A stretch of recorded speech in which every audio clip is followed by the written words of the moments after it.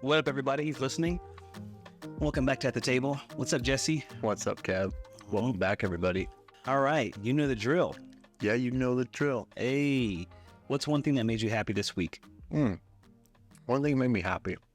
It was a little bit of I'd say a heavier week, just because two friends of mine, both of them who have become pregnant in the last couple weeks, have lost their baby. Oh, man. So it's a little bit more of like a solemn week overall for sure. So I'm like thankful for my family and all that kind of stuff, obviously, but at the same time, just like kind of mourning along with them a little bit, you know? Absolutely. So That is really tough. yeah.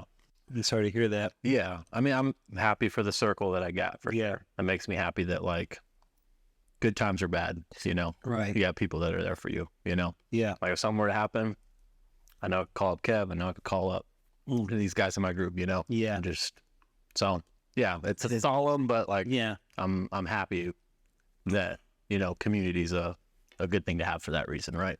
Amen to that, man. That's a really good thing to be happy about when you're reminded of your community, your village to support you. Yeah. Especially during those times. Oh, yeah. Some people don't even reach out to say something like that via text message. So it just goes to show how strong your village is. Yeah. Yeah. It's important to have. But yeah. What about you? I think for me, I spent 3 days in Vermont this week, and it's my first time to Vermont. Dude, how was that? And first off, it was wonderful because I got to break out of this heat wave that we have that feels like fire. You find some 70-degree temperatures, 60-degree. Sure did, and it was wonderful. And I spent some time on some dairy farms, and I really enjoyed it. I went up there with Stony Fields. They have organic yogurt in the store, really good, which is actually in the smoothie bowl, by the way. Hey, there you go. Shout out. And I went there to learn about organic farming because I've always been one to kind of think, well, organic stuff labels, you don't really know if it's organic or not. And also it's just a business. These are buzzwords. You don't really need it. But man, was I humbled. When I tell you that these farmers, these two families that we got to see that actually represent a large portion of their farmers, I didn't know that farming was 24/7, 365 days of the year. They are on this farm, and this couple has like their grandchildren helping them out. Wow. And they don't leave the farm, not even for like vacation. In fact, there was something that they actually got Farm of the Year award in Vermont, and they couldn't attend because they had to be on the farm. The Stonyfield team actually sent out an email and asked people to come, and they went to their farm, pitched tents, and they watched the cows and everything while they could break away for a few hours to go and get this award. That's how dedicated they are. And I asked the lady, I said, hey, why aren't you like hiring people to come and work? And the gentleman said, well, first off, it's hard to actually get help. Yeah. And secondly, like the margins, it's just really expensive. And I'm thinking, you do all of this, getting up at 4 a.m., milking their 80 cows. It's a lifestyle. 2 or 3 times a day. Yeah, it's a lifestyle, right? And the margins are so thin they can't even afford to get other help. Yeah. That lets me know, and the way they talked about organic farming and why it's so important to them, I was like, oh, they actually mean that. They believe it. Yeah. And so that was nice to kind of humanize it. Marketing for them. It's like, no, this is what we believe is how food should be. Right. So I'm like, wow, because you're taking an L in some ways, right? It could be easier to do some of those other things, but they're dedicated to it because they truly believe in the product that they're sharing. And so that really made me happy to kind of see that piece. That's really cool, man. Yeah. They need a documentary telling their story, man. I told them, I said, you need to put her on a commercial because I would buy anything that Stonyfield sold. Because you're right. Like it is one of those things. It's easy to get discouraged as a consumer seeing like, everything organic being maybe more expensive or like, it's like, okay, well, are they just doing that to make a quick buck and capitalize off the fact that people want organic stuff? So it's nice. It's refreshing to hear that there's somebody doing it because it's like, yeah, this is our mantra. This is what we live by. Like, this is who we are. Yes. Farming. Passion. 24/7, 365. Jesse, they don't leave the farm. Yeah. I want you to know they don't leave the farm. Yeah. Leaving the farm, they do not. I stumbled across an account where the guy was talking about the history of like how we build neighborhoods. Mm-hmm. And his company is all based around like building homesteads for families. So it's going back to, they said pre-World War I. That's how it was. You and your family built houses next to each other because you had to rely on each other. You all farmed, you did all that stuff. And then after World War I is when I think like VA home loans started to come. Okay. And companies started building homes, and that started to break up that homestead family, and it became more, I think the term's like nuclear family. I can't remember which one it is. There's nuclear family and something else. Okay. But anyways, that's how it started to now, where it's just normal to like live far from your relatives. Yeah. Like it's not that big of a deal. But going back, talking about the history of how families were, that's kind of what they were touching on. Yeah. So this company that they've started is purchasing land and giving people the option to buy the land from them, or they'll buy it and build. And I was just like, I don't want to live my little family. Love y'all, but I'm happy to be, some distance between us. Can't just come over whenever you want. To that end, the other farm that we visited up there was their daughter's farm. Yeah. And she and her husband have the farm, and they do that stuff like with their kids. So they'll help out on the other farm too. And about the same number of cows. But the interesting thing about the daughter's farm is that they use machines to milk the cows. The cows are that smart that they can go in and out. Yeah. And get, and be milked themselves with this machine. It's phenomenal. Like it's crazy how the machines are like that smart, but so are the cows. When they're moving, it means like, hey, I need to be milked. They're smart.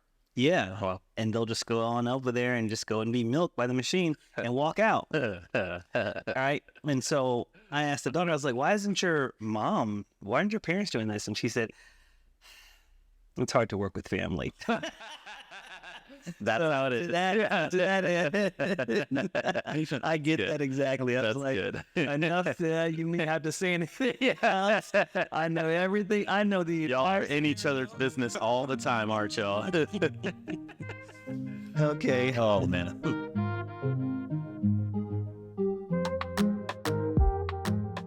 Moving on to wellness in the news. So there's a lot going on in the world.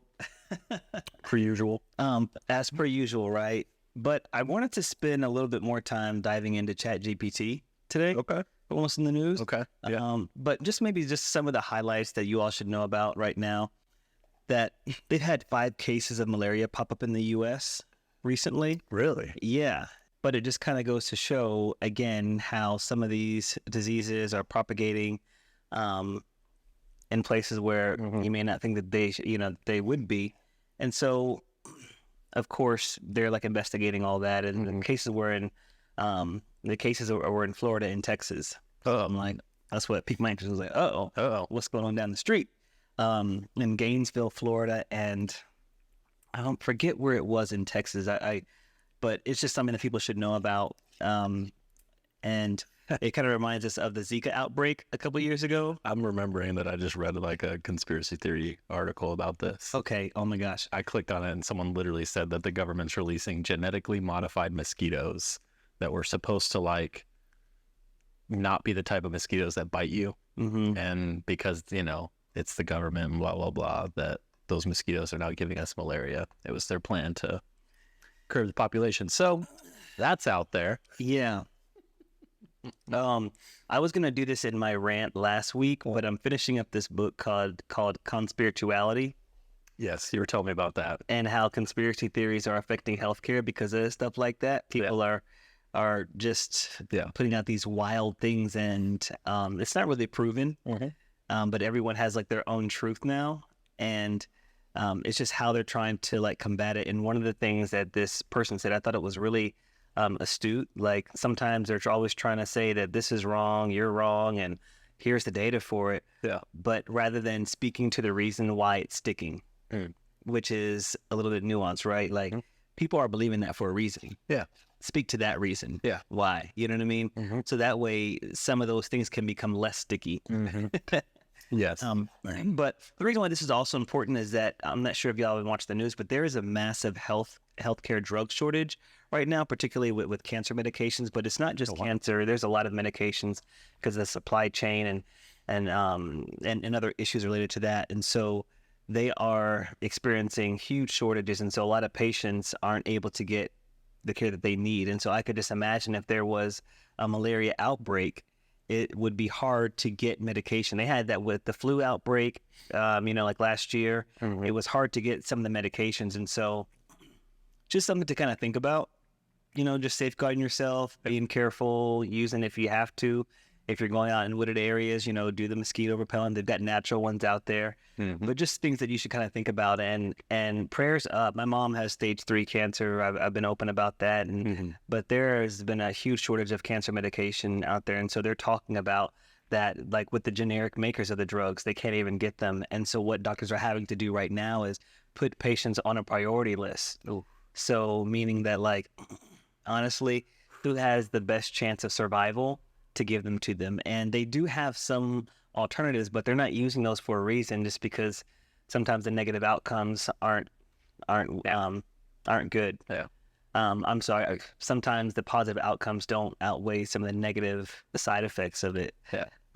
But again, they're grasping for straws. It's just a really tough. It was going through the news this week was actually pretty sad. Yeah. Which is why I want to concentrate today on ChatGPT. Yeah.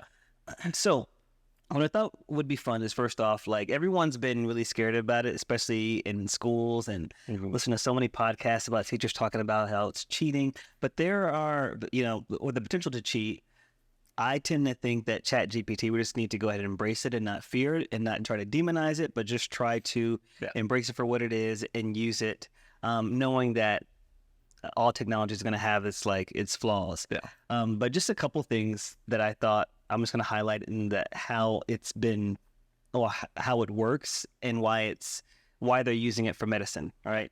It can synthesize like tons of data really quickly. Now, right now, the ChatGPT that's out there right now is only from 2021 and before, but there are now plugins that you're able to add into your browser to pull out information in much more like recent years. So there's that. And then also it's really good just because you get instant advice.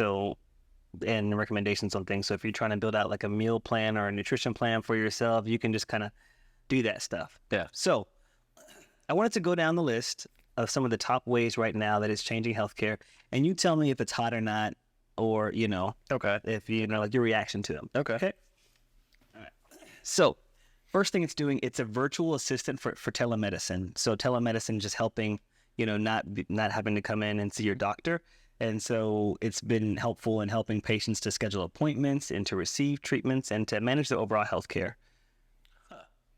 Okay. Is it hot or not? I mean, your response to that? I'm with it. Okay. I think that's good, but also I'm still nervous about a computer diagnosing me or telling me. Well, okay, so this one is only going to help to manage your schedule, and Yes. but I'm going to get to that one in a second. All right, so that one's okay. Yeah. All right. Yeah. Another one is clinical decision support. So they are using it to suggest appropriate treatment options to save clinicians time in trying to diagnose. This also can reduce errors, and they are saying that it can improve overall patient care. So this is a doctor plugging in information to ChatGPT and getting treatment options? Yes. To speed up the process of how they treat some? Okay. Okay. So we're relying on the I said that's cool. Okay. Yeah. All right. This one, I think I know your response. Medical translation. So basically helping patients to translate medical jargon so that they can better understand what the treatment should be, instructions and medications overall. I'd say that's huge win. Wonderful, because that's just what makes ChatGPT so great. It's Google on steroids, right? Right. And I do this a lot anyway. What was I doing the other day? Maybe I was in an interview or something. I don't remember. But I found myself Googling stuff as the person, ChatGPTing stuff as the person was talking. Yeah. So I could understand. Sometimes people use all that jargon. I'm like, I don't know what you're talking about. Yeah. You get the context real quick. Yeah. I mean, and I always take it with a grain of salt because some stuff has been wrong. Yeah. But, it just gets me in the right ballpark at least. Okay. Medication management. So ChatGPT, it's been used to give advice on dosage, reminders to take your medicine, like on your medicine, and to provide info about any types of drug interactions. So you would be putting in your information about like what you're currently taking, and your doctor says you got to take this medication over here. It's gonna give you recommendations on the dosage, reminding you to take it at certain times, and also it should tell you if what you're currently taking is going to interact with another drug you're taking. Okay. Are we cool, or are we? It's also it sounds helpful, but also odd. Okay, why is it odd to you? I don't know. It's just having a computer give me information on what to take. It's still just kind of like, well, I'd be nervous to take if I hadn't taken a drug before or something like that. I'd be nervous to take their suggestion. Okay, but hey, all these things that you're saying so far, if it makes healthcare cheaper, I'm here for it. Well, they are talking about that, that it speeds up the time, but I don't think it's going to. I think technically it should make it cheaper, but I don't think it's going to. Sure. But to this point, though, about being skeptical about the medicine doing that, or I'm sorry, ChatGPT doing this, what do you think doctors already do? Like, they can't just, they are a wealth of information because they do continuing education, but you've got to think that they're searching something, or there's some database that they're using. Yeah, that's interesting. Yeah, they're pulling from that stuff already, right? Yeah. I guess, it's still weird to think about like ChatGPT without a doctor. Yeah. Like a doctor using ChatGPT, it's like anything else. Yeah. It's like a video creator using ChatGPT. Like it's only going to do so much for you. It can assist you greatly and make your job easier, but it's still weird to think about like a computer, being a doctor just in and of itself. Yeah. Which is what we're getting closer to. Well, yeah. And I kind of think it's actually happening, right? Because you see all these different subscription models for certain medications. I've seen the ones for, was it Roman? For the guy, it started out with like testosterone, and it's kind of anxiety medication. Yeah. Just stuff. Tons of that, right? Yeah. And so you're not really seeing a doctor, and they say a physician is going to look over it as the final check. Yeah. But do we really know if there's a physician there? Yeah. We see those commercials all the time for like stuff for like hymns or something like that. Yeah. I don't know if I want anxiety medication just from a website. Like, I'd rather go. Well, this would be the thing it's doing. So putting in your info, and it would give you information about the drug that you should be taking, the dosage, and so it's good for med management. There you go. So we're a little iffy on this one. Oh, yeah, okay. A little bit. Next way is patient monitoring. So they've got remote patient monitoring systems right now that analyze data from different wearables and sensors and monitoring devices, and it can tell the healthcare providers your current state. So it's compiling data in real time to spit out results to your medical doctor, so that way they can know if you're doing well, if you're not doing so well, and they can hurry and intervene when necessary. Okay. How's it keeping updated with that information, though? Like, So you still have to input it? No. So you have a wearable. Okay. And it's taking that data and maybe it's kind of compiling with other things. Like, ooh, you need to go ahead and say something, like intervene that way. I think that's pretty interesting. Yeah. It's pretty cool. I know that's what a lot of people are talking about, the direction that they think Apple will go eventually is having a healthcare arm to their business because of the wearables and being able to make that technology super advanced so that this is possible. Yeah. Like linking it up with doctors into a network that, something's happening with this person right now. We can get an ambulance there ASAP, or we can get them the medication they need prepped and ready, or all that kind of stuff. It's very, very high tech. Yeah, it is futuristic. It kind of reminds me of something that Dr. Maud Garrett Price was talking about. He mentioned there's a shortage of doctors. Yeah. So I wonder if this is a step in the direction of kind of, what is it? Not dehumanizing the product. That's not that. What is it? When you're, I don't know, you're taking out the human element a lot more and relying on computers now. You would still need someone to maybe operate and to help to, interpret some of the data. But this could clear up and solve some of the doctor shortages. Good. Yeah. It does help doctors better manage patient care Yep. because they have access to all that data and they're not having to see the patient themselves, which goes into the remote patient management systems. Mhm. If they can have the sensor set up to monitor patients, they can just intervene when necessary. Yeah. Otherwise, they just kind of keep it going. Yeah. It's kind of like in a hospital when they have the multiple screens up and they're looking at different patients. All right, that patient's fine. Yep. But it helps them to better manage and prioritize. Yeah. That's pretty cool. Okay. This one I felt was really cool. So you get a thumbs up for patient monitoring? Yeah. Okay. All right. Monitoring the global health to prevent the spreading of diseases. So there are real-time insights into potential outbreaks around the world. Yeah. So they're using news sources, public health databases to find anomalies and correlations with things to predict if there is a global health threat. Okay. So just to be able to see if something spikes, Yeah. say certain disease or something like that. Yeah, so let's say, like for instance, here in malaria in the U.S., a malaria outbreak. Yeah. Maybe they saw, that all right, one case, 2 cases, all right, Start to see a pattern develop. yeah. Yeah.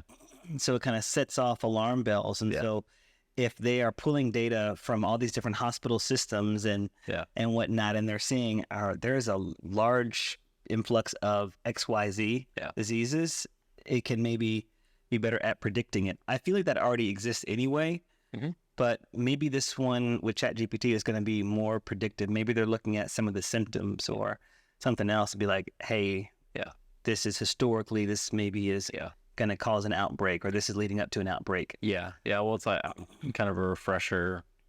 We had a refresher with COVID where it's like you have all these differencing opinions of what's happening and how it's going to shake out. Yeah. And it's hard to figure out what is exactly going to happen. We saw that, like that is world leaders were saying things and different things happened, and then they said different things and other things happened. And so if technology can move that process along to give them real actual data to pull from, to say like, this is what we can expect and this is how we can, quote, slow the spread kind of thing again, like more people might be on board for it. Yeah. Yeah, I think so. I think it makes our response time, it makes our response to things a little bit faster, or a lot faster, and more data informed. More data informed, yeah. And I think to the point you were making about the conspiracy theories, I think using and leveraging ChatGPT in this way can there's always going to be a conspiracy theory out there, but I like the fact that this is it's a data informed approach. Yep. Yeah. Which I think in some ways can help to combat some of those conspiracy theories. Okay.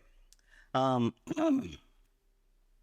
thought this one was an interesting one. Clinical trial recruitment. So since it can analyze large amounts of information, of data, sometimes doctors and healthcare providers, researchers have a hard time trying to find the right types of patients for different studies to show the effectiveness or study the effectiveness of certain drugs, different treatment options. ChatGPT can do all that for them. They could analyze large amounts of data to determine which types of patients should be included in certain studies, which streamlines that process. Transparency in ChatGPT and understanding how it's being used and leveraged, I think, can give people a little bit more comfort that this is not maybe somebody behind a screen trying to call all the shots and get us to inject, I don't know, some tracking device in our blood. Mark of the beast. Yes. Oh my gosh. Yes. But yeah, I'm interested to see how stuff with ChatGPT shakes out anyways, because it's like the data that it's pulling from, I'm like, is it pulling from maybe the same political spectrum, or does ChatGPT lean one way or the other? Like I've never looked into that to see how does it pull information when it comes to certain topics, What do you mean, like what? Like ChatGPT itself, where it's getting its information from, like is it pulling from a neutral place of the internet, or is it pulling from how do they present that information to us users? Well, I'm glad you mentioned that, because that was one of the things here that I thought was really interesting, is that when you request something from ChatGPT, you can actually add a line there and say, find reputable sources from from journals or from news outlets. Yeah. And it'll synthesize all that information, and it'll cite lots of different articles in there that are from trusted sources. That's cool. So you can go and do that from a research perspective. So you can understand where that's coming from, and then you can do your own research and follow those links, look at those studies, which is what I do sometimes anyway, just to say, okay, that study actually is out there. Wow, didn't know that. That's really cool. Yeah. So there is some sort of certainty, which is why I think educators are really concerned about our students really learning. I'm like, well, yeah, I mean, what, we're not writing cursive anymore. We're, you know what I mean? Feather and some ink. Yeah, it's like, it's the times, but I get it. Also test in person. Exactly. Yeah. That's the interesting thing that for people that don't like ChatGPT to say, the school stuff or whatever, it's like, it's only going to increase the value of like in-person thing. Yeah. Because it's the only way to keep it from being tainted by cheating or whatever it is, so. Yeah, I mean, if I was a teacher too, like, I would be all over this. And if you came with some sort of weak sauce type of homework assignment, oh no, you're getting graded even harder. Like, yo, you got ChatGPT out there. ChatGPT. You're getting downgraded because of that.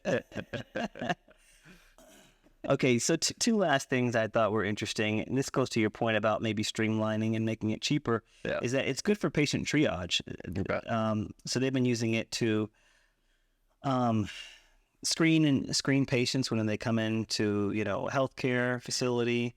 If you're putting information in like online, it'll gather all that data for doctors. And what it does, it compiles all of it, synthesizing it, I guess, so that it can determine the severity of what you're coming in for, especially in triage situations. So they can better prioritize too. I will say that one's kind of iffy because I was like, I don't know, do I want the computer telling the doctor that I'm okay, I'm not going to expire in the next hour or so I'm good, when I'm like, oh, this really hurts like a whole lot. So I felt that one was a little iffy.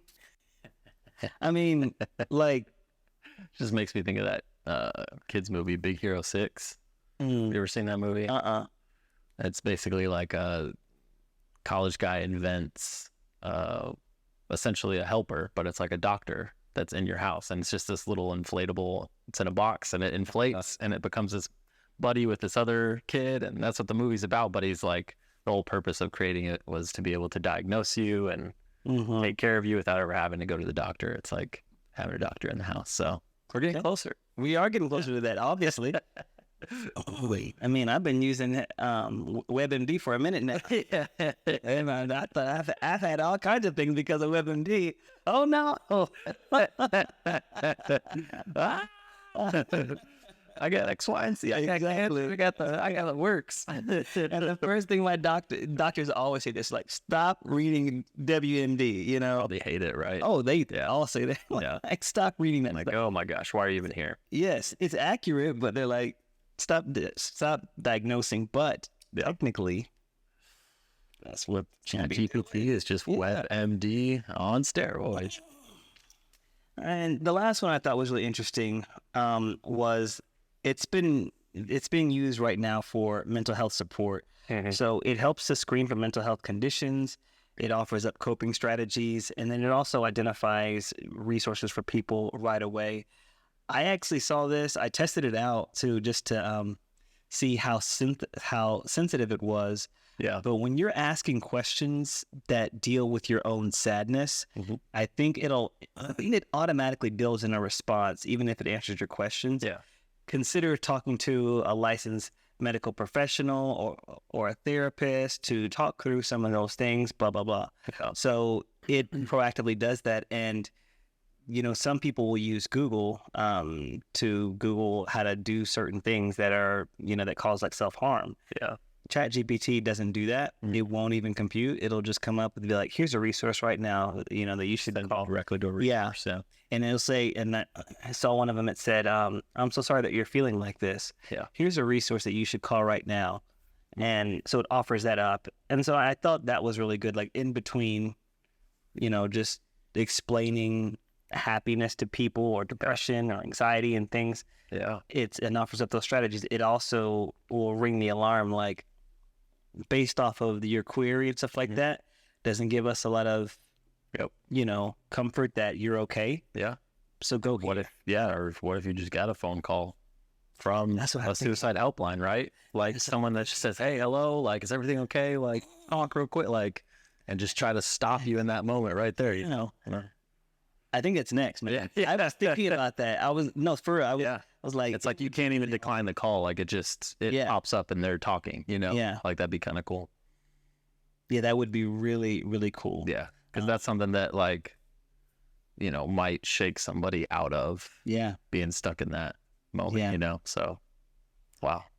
Yeah. And, I read this book. It's called Everybody Lies. It's a really good book, and it's basically how people really aren't their authentic selves. And the only true barometer that we have of people's truth is, guess what?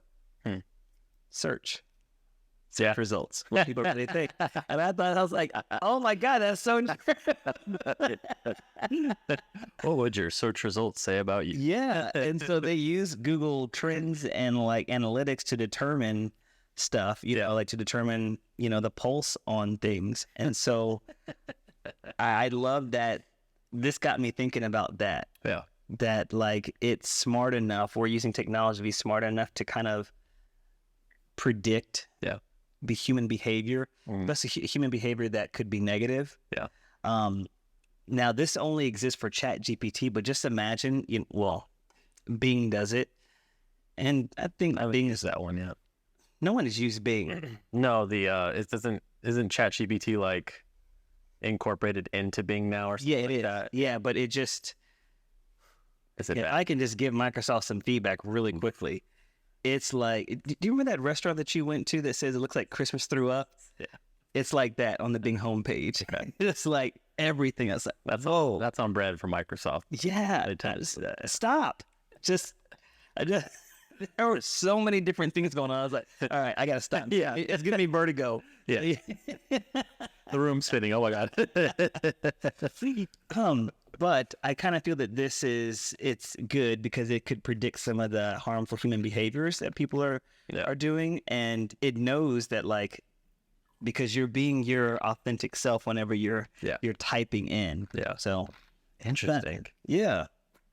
Oh, that makes me think, like, growing up in church, I remember there was like the website that got really popular that you could sign up for, and it was all in an effort to keep kids from watching porn. Have you ever heard of this? No. And it basically was like a plugin for your browser, and if you looked up something inappropriate, it'd send an email to like a friend, and then they'd check in with you. I'm like, this sounds like what if you told ChatGPT, I don't want to look at porn anymore. Can you help me? And it's sitting there every time you look something up, it sends an email to your mom or something like that. I'm probably gonna get in trouble. This person doesn't listen to this podcast. I can tell you a funny story. It was about that. I'm excited to hear it. Oh, no. I don't think. I mean, it may not be funny now, but in that moment, I was crying. So a person was in the middle of getting a divorce. All right, and they needed help, and so it's a good friend of mine for like years and decades, right? Yeah. Calls me over, hey, and this person is not really good with the computer either. So like, oh, can you set up this MacBook to get my email and stuff? And, just basic questions. I'm like, oh my God, this is so crazy, right? So I'm setting it up, all right? And her phone is right next to me, and I'm typing in something. I was like, oh, you know what? Let me go check my email for a second. So I'm checking my email, and then I press send, and I said, and it goes bling, and I look down. It's like, and I saw it pop up. I was like, it's the subject line of my email. What? And I said, hold on. So I went back, and I said, let me just type in something else. And my email came up again on the phone. And I said, hey, it's like something's going on. Like I'm typing up an email here and it's showing up on your phone. I was connecting them. I was like, why is this? And she said, "Oh, sorry, you can't use this right now."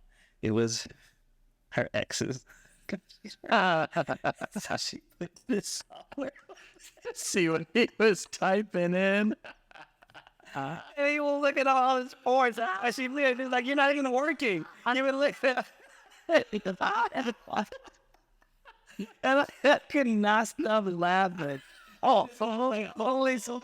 Because I said, "How did you confront him?" And he's like, "Oh, yeah, I've been working on job stuff." And she said, "No, that's not it." And I died. Can you imagine? And he was really into some pouring part. I mean, but I just thought, it's like, say that in. No. I've always been thin. I've had trust issues. I've had so many trust issues. I don't know who's looking at my stuff, but I don't want anybody looking at my stuff, so I'm never looking at other things. Exactly. I was like, I can't even look at it. Let me get my phone and do it. Oh my gosh. But yeah, that stuff exists. And we'll wait for ChatGPT's version of that. Confronted him with a spreadsheet of websites and search. Oh, it was like that. Remember those like early 2000s marketing things where it's a bubble of different words and it shows the biggest one? The association. She makes that for that. Your biggest word search was ass. I asked, and it was I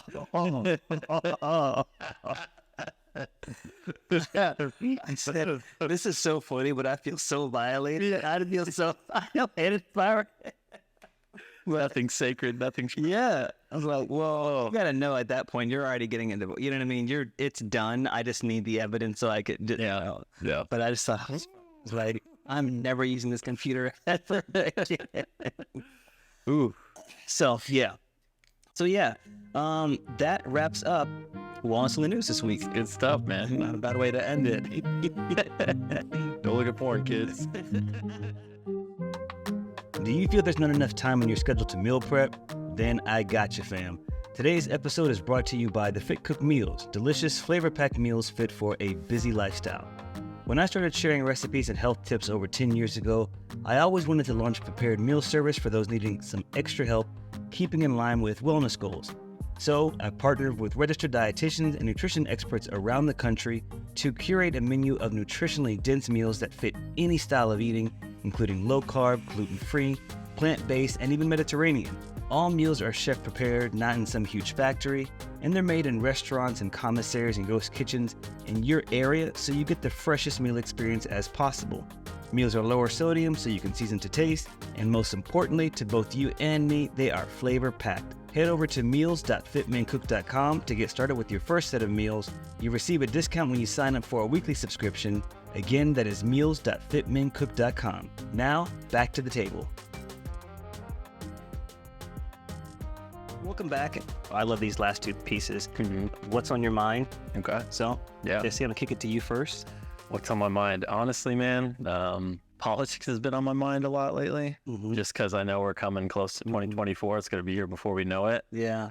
And not going to lie, it feels a little like hopeless in a sense, like that we're just going to see, a repeat of what we've been seeing and that nothing's going to change. And it's like, I feel like we'd have to bear through the next 4 years before we see new candidates again. And yeah, I don't know. It's a weird feeling right now, I feel like. And yeah. It doesn't feel really stable. I feel like it feels more theatrical than it does like, let's get certain things done or let's change stuff for the better kind of thing. Oh yeah. So yeah.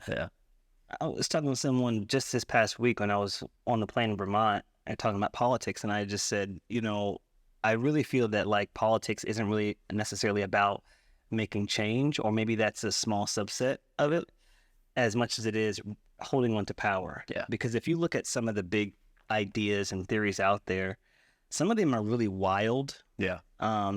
Especially when you get into some of the conspiracy theories, and you just have to know. I just have to tell myself, there's like no one really believes that. You don't believe that yourself. Yeah. But believing that helps you to wield and stay in power with a certain base. And so I think that has been the most discouraging thing for me.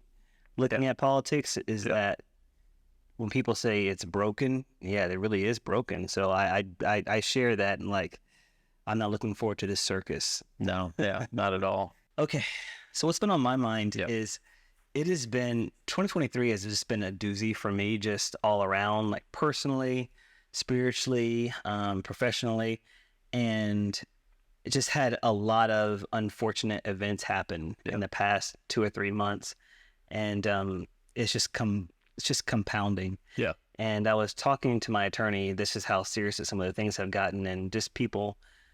You know, if you listen to this, it's largely not all like roses and stuff like that being an influencer. People largely try to take advantage of you. Mm-hmm. They assume that everyone is Jake Paul. Yep. And just printing money. Yeah. And that's not Everyone's the case. Kim Kardashian, right? Yeah. Yeah. And they have loads and loads of money, and there are companies out there that are really exploitative. Yeah. With the influencers. And I just happen to have an incredible attorney that actually had some of the foresight to predict some of these things. But nevertheless, it's been really challenging and kind of scary for me in some ways. Yeah. But she told me this quote.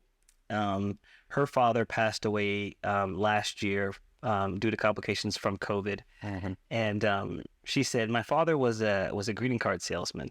Yeah. I was like, oh, I didn't know that. Yeah. So she said that he gave her this card that she's always kept on her desk. Mm-hmm. And it says, when God closes one door, he opens another. Mm-hmm. That's good. But hell's in the hallway. Okay. Yeah. And when I tell you that I have been just like chewing on that for the past week and a half since she said it, just reminding myself, because it's that idea that, you know, there's light at the end of the tunnel. Yeah. But it's just the acknowledgement that it's going to take something to get to that next open door. Yeah. And you've got to realize that, like, you got to prepare yourself that it's not just you can just walk into into this other door. Yeah. Sometimes it happens, but oftentimes it's not. Yeah. And so I just thought, like, hearing that was just an acknowledgement, like, yeah, I'm going through hell right now, but I got to go through that so I can walk into that next open door that God has. Constant reminder that, you know, dealing with any kind of failure or shortcoming or struggle, it's like you really do come out that much better on the other side. Yeah. Like, I started reading, it's a short book. It's just called The Mountain Is You. Mm. And it's a self-help book for sure, but it's literally just about like, just owning that the only thing you can control is how you're going to react to situations. Yeah. Like, the shitty stuff's going to happen. Yeah. Like, it just is. And you just have to own up to it and say, okay, well, you know what I can control?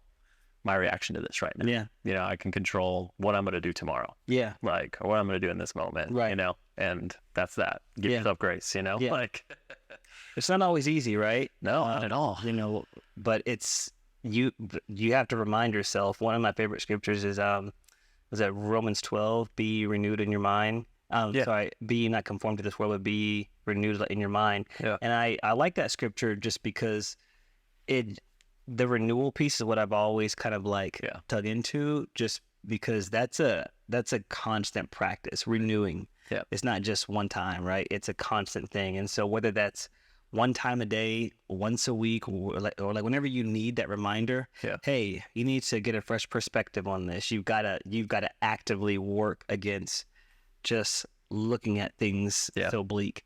Yeah. And sometimes it's hard to do that. Mm-hmm. I'll admit. Mm-hmm. But when she told me this quote, it just, I don't know, for some reason, it just really spoke to me. And I hope maybe that helps somebody else out there that's going through it right now, that, you know, there is that open door, but but there is literally hell in the hallway. I like it. Realistic language to it, right? Like that, there is another door. Yeah. But at the same time, I'm in that hell hallway right now. It's, you know, oof. Yeah. Yeah. Go through that. Yeah. So thank you, attorney. Eternity with a dash of therapy. And exactly. She named me for that, which I even love. She's like, that one's free. Yeah. But this phone call is not. Yes. Well, I feel like that kind of ties into maybe your mental health check-in too, right? So I think for me this week, I am doing well. I spent that time in Vermont, which was great to get that fresh air. Yeah. Been chewing on this little tidbit too, and trying to remind myself. Some days are easier, some moments are easier, than others. I'd say overall, I'm well. I am going through a big change. I can't wait to share what that is with people. Yeah. And I'll be honest too. Like, this is my longest job. Yeah. Fitman Cook has been. Yeah. And I promised myself that a long time ago that I would stay true to. I'd stay true to me. Yeah. And do things that make me happy. Yeah. And so I don't know what that next thing is for me right now, to be honest with you. There are a lot of things that I'm passionate about, and advocacy has been at the very top of my list. And it's one of the few things right now that just gives me a lot of happiness and creating content, around that. We're about to go on our big trip, on a couple trips, and I see so many opportunities. But I think the hesitation and the part that's kind of like, is me acknowledging that, like, if this is the path that I'm going to go, I need to accept that and be grateful for what I've already done, but walk into this new season with confidence. And it's okay to change. It's okay. And y'all, you listening right now, I'm not thinking about that right now, but I am kind of thinking about that. But that's why I say I'm good. I'm good. Yeah. I've kind of, touched on the beginning of the podcast, but it's been a more solemn week for me overall. But yeah, it's just kind of one of those reminders, I guess, for, what's important. Like, it's easy to get stressed out about so many different things. When it comes down to it, it's like, I just need to make sure that I'm continually checking in with people, but checking in with myself too. And kind of like what you were saying, like, I think it's good to take inventory once in a while, and check in with where you're at and make sure you are doing things that benefit you and bring you joy. Yeah, for real. And so, I think that's a word, like, people need to hear that. Like, we all do. Yeah. Even just now I'm thinking, like, that makes sense. Yeah. So, but yeah, overall, good, man. Cheers. Cheers. Thank you for listening to At the Table. Remember, you can catch up and watch full episodes on YouTube on the Fitman Cook channel. And if you enjoy the podcast, please consider giving us a 5-star review on whatever platform you're listening on. In the meantime, be kind to yourself, to each other, and break bread. See you next week.